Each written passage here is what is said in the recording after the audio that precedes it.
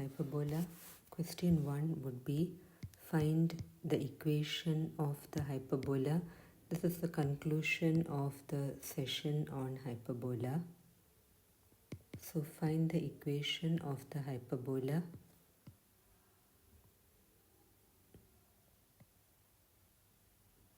Whose vertices are.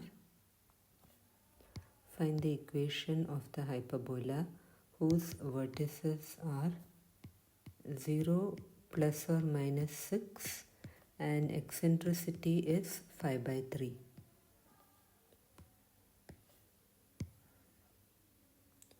So we have a equal to 6. It's the second form of the hyperbola, that is y squared by a squared minus x squared by b squared equal to 1. So we use this formula b squared equal to a squared into e squared minus 1. So b squared equal to 36 into 25 by 9 minus 1, and simplifying you will get b as 8, b squared is 64. So the equation of the hyperbola reduces to y squared by 36 minus x squared by 64 equal to 1. Coming to the next question, find the equation of the hyperbola.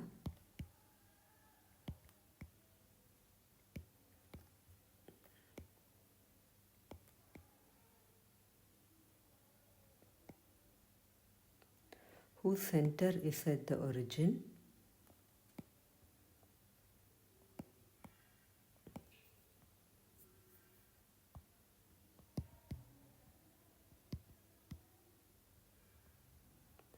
Whose center is at the origin.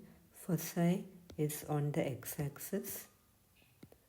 Foci is on the x-axis. Distance between the foci is 5. Distance between foci is 5. And length of the conjugate axis is 3. Length of the conjugate axis is 3.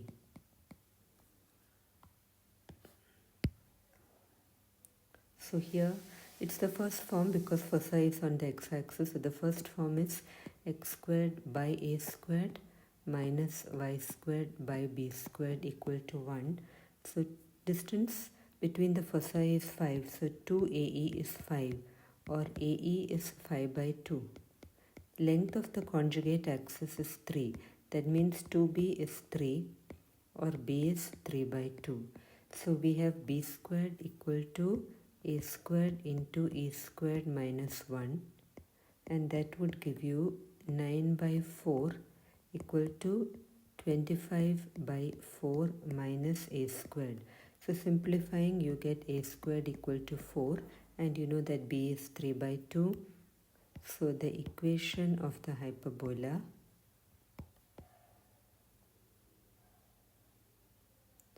reduces to x squared by 4 minus 4y squared by 9 equal to 1.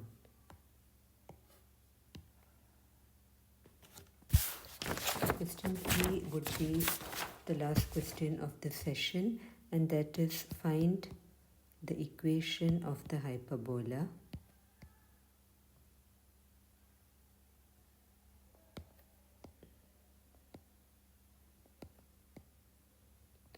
Find the equation of the hyperbola whose center is at the origin.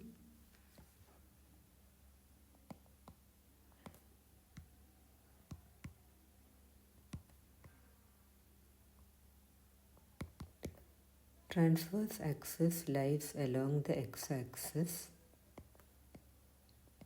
Transverse axis lies along the x-axis.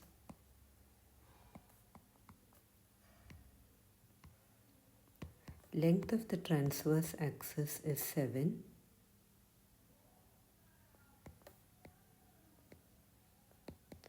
And the hyperbola passes through 5 minus 2. The hyperbola passes through 5 minus 2.